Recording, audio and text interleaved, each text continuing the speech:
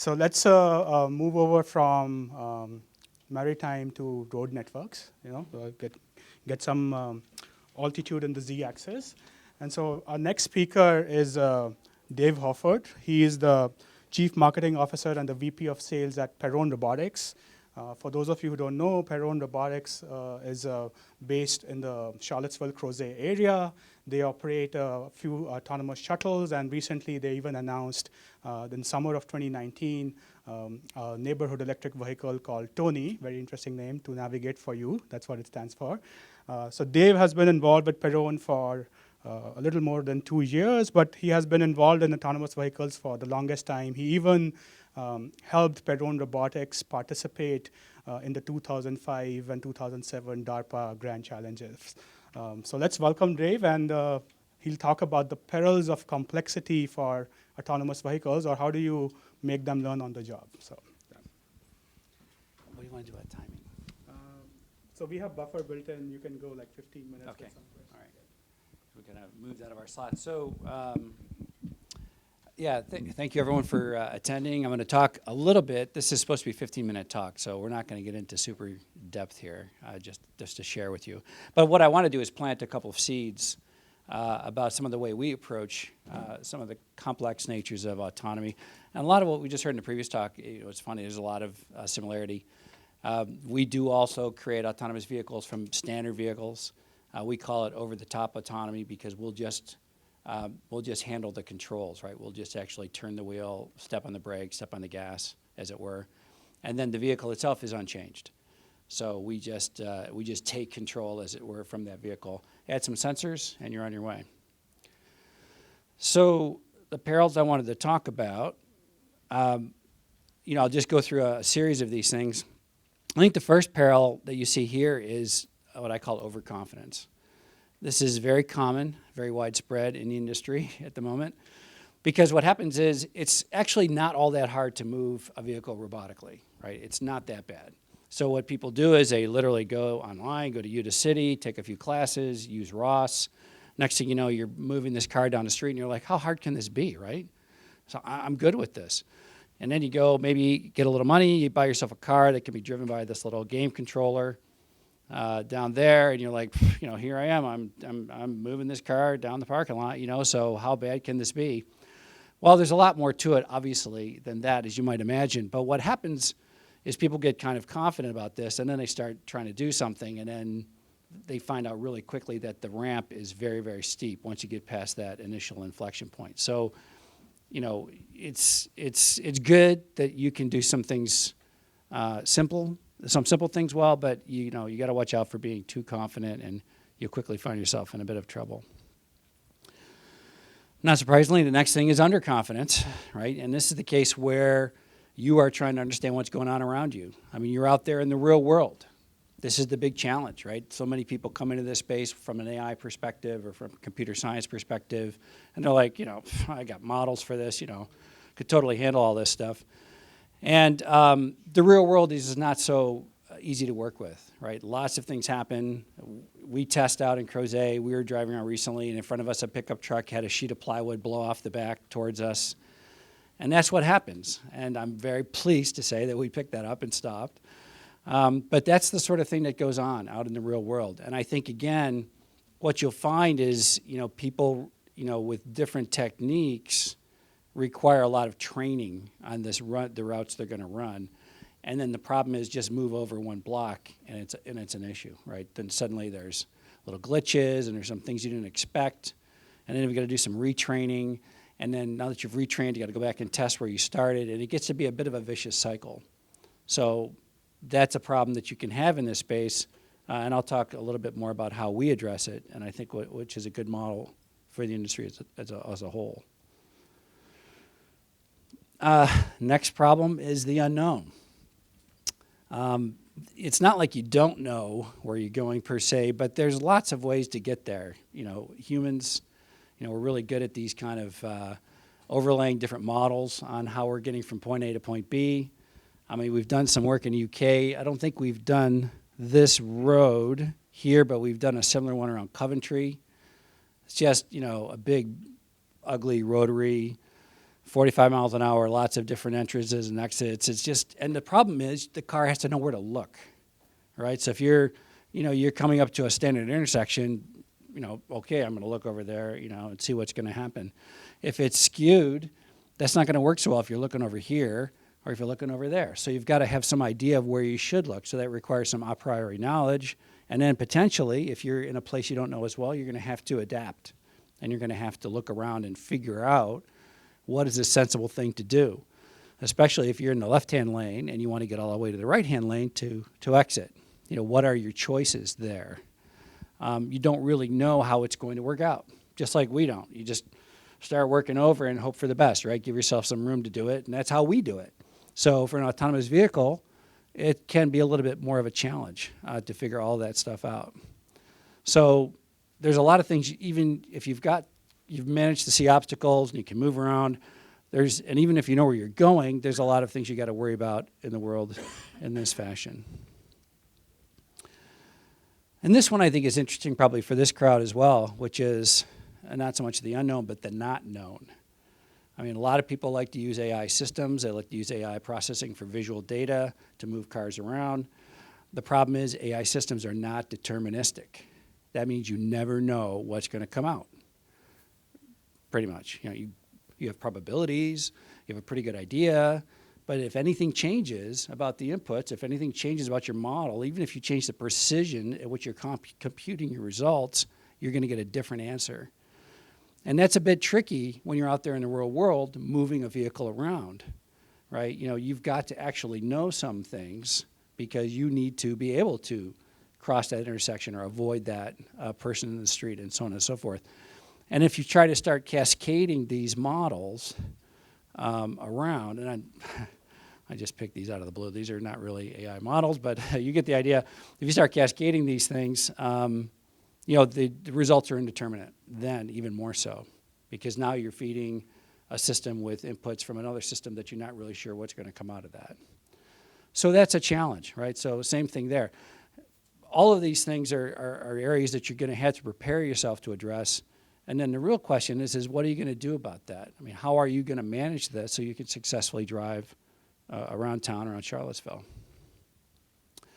Well, to really oversimplify, what you want to do, I think, is break it down into two large categories of things, right? Control is binary. It's pretty simple. You're either in control or you're not. We've all been there, icy road, wet pavement. When you're not in control, you're not in control. You do something to hopefully get back into control, right? So control is all about knowing. And in this case, control, even for driving an automobile, is not too complicated, right? We went back to that first slide. It's not too hard to actually move the vehicle around and start and stop and make turns. You can do that. So in this case, we're going to use more of heuristic logic to actually figure out what's going on around us. And you want a hard real-time system because you've got to, you have a time window to stay in control, right? Depending how fast you're going, depends on your environment. But there's a window at which you have to look at the world around you and make a decision and then do something and then look again and see what happened since the last time you looked. So those are hard real-time deadlines. You can't miss those. Otherwise, you'll be out of control. On the AI side, it's more about, and again, hugely oversimplifying it, but it's more about inferring or modeling. You're getting a bunch of data. You're looking at what other kinds of things have been like this that you've seen. You generate some kind of result or some sort of outcome, and you go, yeah, I think it's a good idea if we actually, go to the right here instead of going left for whatever you've trained it for. This is really technically a soft real-time system. There's no, there are deadlines, but if you missed one, you probably just keep going until you get it the next time. But even in a car, if you are going to rely on your AI system to give you information about guidance, you got to meet that deadline, or else you're going to be out of control. All right, so that is a bit of a problem, and that's why NVIDIA, for example, makes a ton of money selling these huge systems that just crank all this code in a timely fashion, so you can take advantage of that. And again, that's fine, but just you got to recognize where you're coming from. So, as you might guess from where I'm going with this split, what we do is we we use more of a consultative approach. So I kind of liken it to, the debate about art versus craft. And we're not going to have that debate here, but, I think that control is on the craft side, right? Control means driving the vehicle competently. Can you just move down the street, stop at the stop sign, make the right-hand turn, stop for the pedestrian, and keep going, right? You can do that, and you can do that, and we do that with heuristic logic, right? We've got 15 years of work into it, so it's not simple, but it's not complicated either. It's just a lot of heuristics we built up over time. So that's the craft side. The art side is, of course, when you can layer on AI or other systems and learn how to drive it well, right? Slow down a little bit more because you can recognize that there's traffic coming, so we'll brake a little early, or we'll neatly move around that vehicle in a lane because we've looked at this kind of maneuver 100 times before and realized that's the best way to handle this. So this is where you start layering on the ability to do something better than kind of just a traditional move down the road or avoid an obstacle. So consultation for us is the key, because we can not only get around fine like this, but adding this makes it better, plus you can bring that on or take it off as you need it. And that's important in an electric vehicle case because you're worried about range, right? You want to chew up your range, grinding tons of data constantly for visual systems. And some of that's maybe inevitable, but if you can minimize it, that's really good. We do this, the easiest example for us is the traffic light maneuver. For us, the actual traffic light driving is back on the craft side. Our system knows how to follow the cars in front of them, come up to the light, wait its turn, take the right-hand turn, go off and do the rest of the mission. That's all handled by the craft side. The AI side is where we say, okay, I've got a camera, find the traffic light, determine what its state is, and then tell me. So it's consultation. So our traffic light maneuver simply says, got a traffic light, looks like an intersection to me, so I'm just going to move along and keep asking this guy, so what do you think? Can I go, what's the color of the light? Green, yellow, red. It's like that. And then the answer comes back, and we take action from there. The problem here, though, is, and it's really the same problem as anything in AI space, we've got to learn over time, right? And this is where the on-the-job training comes in. When you're doing it in the lab, or if you're doing it as part of a training exercise, you're just kind of grinding through all this, getting your data, feeding your model, off you go. But the goal, of course, is to drive around in the real world and have this thing get smart as it goes along, to get smarter over time. And in order to do that, you've got to take all these steps. You've got to drive, you've got to execute, see how it worked out, collect that data.